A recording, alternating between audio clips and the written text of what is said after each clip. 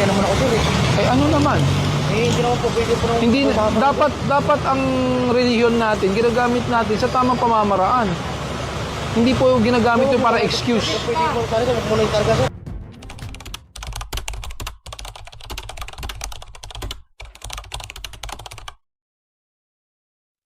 Pagbati po sa inyong lahat mga kababayan at mga mahal po naming taga-subaybay. Ako po si Just Vlog. Rekta na kagad tayo mga kababayan. Maaaring napanood nyo na po ito, lalong-lalo na po sa aming mga kapatid. Tungkol po dito sa nag-viral na hinuli ng MMDA sa pangunguna po ni Gabriel Go na ginamit ang kanyang pagka-iglesia para po sana makalusot sa pananagutan, mga kababayan. At ito po ay ibinalita ng News 5. Ang tungkol sa bagay na ito, pakinggan muna natin itong balitang ito. Pagkatapos ay bibigyan natin ng konting reaksyon. Ito po. Ito kalsada, ito sidewalk.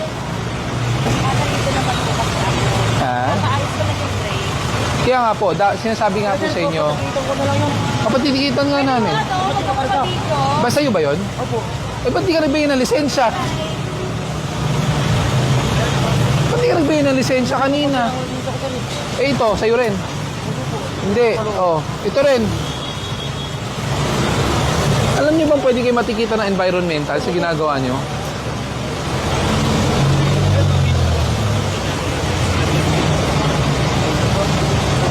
Bakong po. Iglesia naman ako sir eh. Ay ano naman? Hindi naman po pwede po naman. Hindi, dapat ang relihiyon natin, ginagamit natin sa tamang pamamaraan. Hindi po ginagamit yung para excuse. Pwede po talaga, magmulay talaga sir. Binibigyan kanina, hindi nagbigay ng lisensya. Kinukuha ko pa lisensya ko sir. Anong kinukuha? Inaasikaso mo yung customer. Ano ba naman yan? Ikaw ba may-ari nito?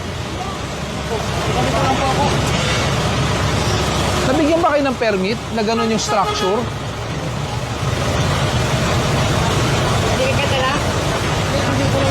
Sige, pwede mong kunin. Bermog, ito. Tapos yung tricycle.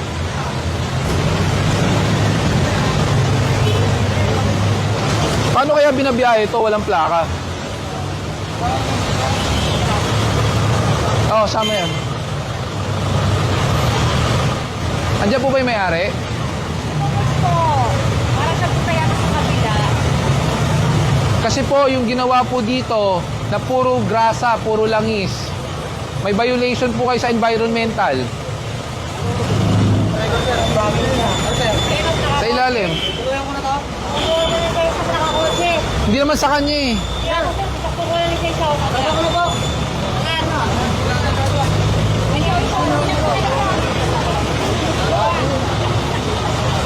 Diyan sa fork. Hindi, dyan. Sa shocks. Sa fork, sa harap.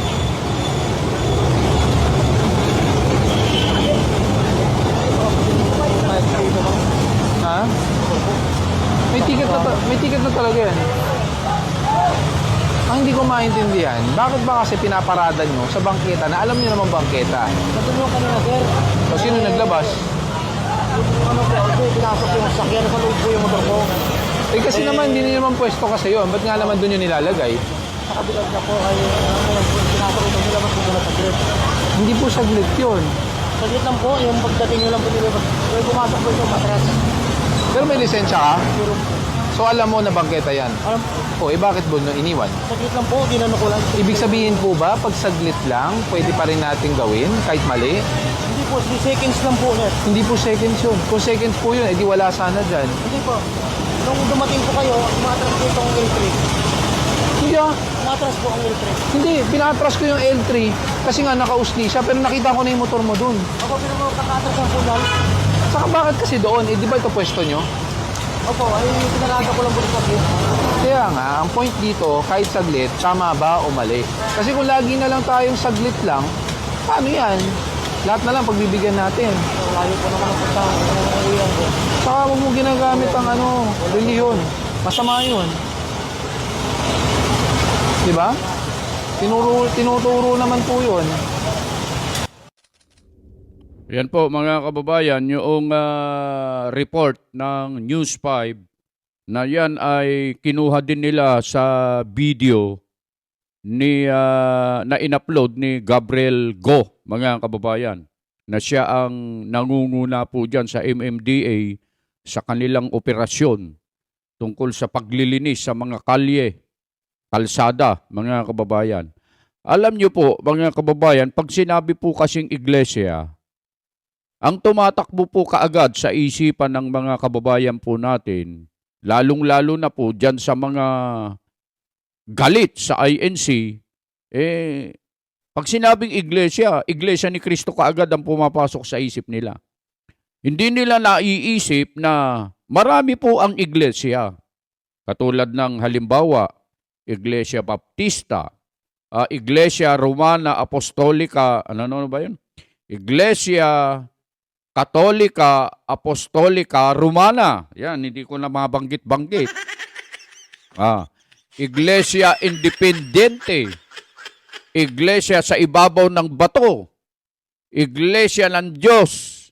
At kay Kristo Jesus, suhay ng katotohanan. Napakarami pong iglesia, mga kababayan.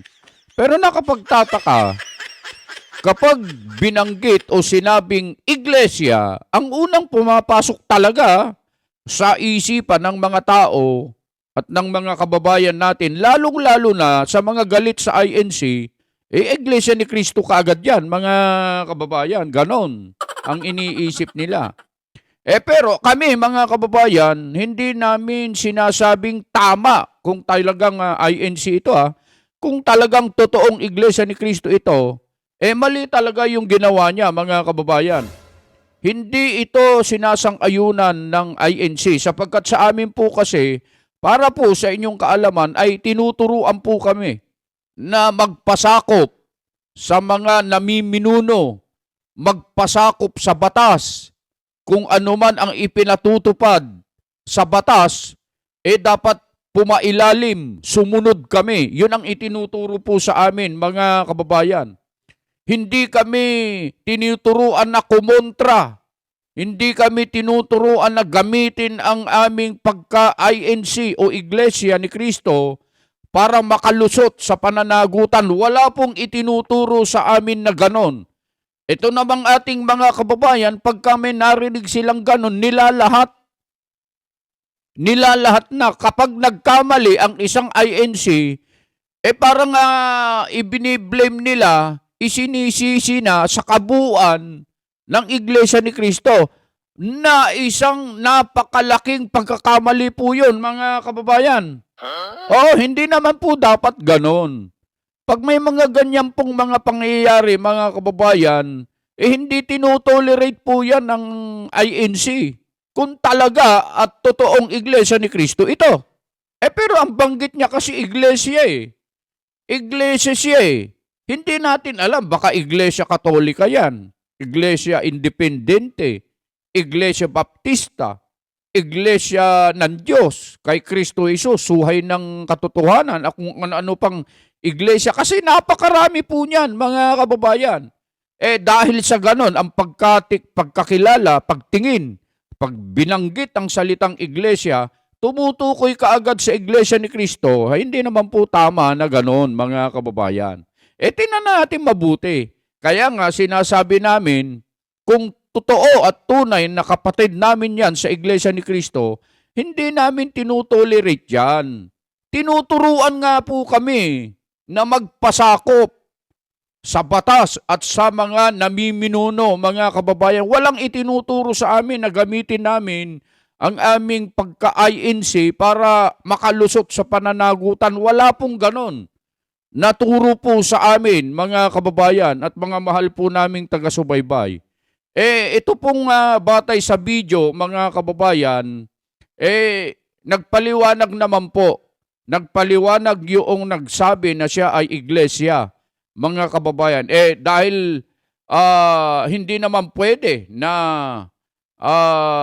pagbigyan, sabi nga dito ni Gabriel Go, kahit saglit lang, pwede na bang gumawa ng mali kahit saglit lang?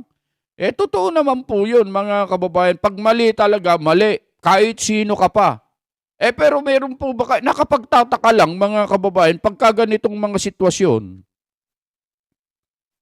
pag nabanggit ang salitang iglesia, nagiging kontrobersyal na usapin, mga kababayan.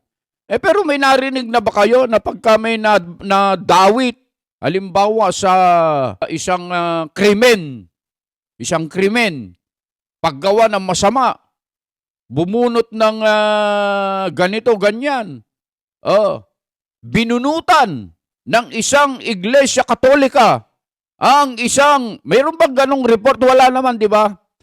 May nahuli na isang adik, isang iglesia katolika. Mayroon bang ganon na ibinabalita po sila? Binabanggit po ba yung relihiyon? Meron pong nahulihan ng napakaraming shabu. Siya po ay kaanib sa iglesia katolika. Meron bang ganon?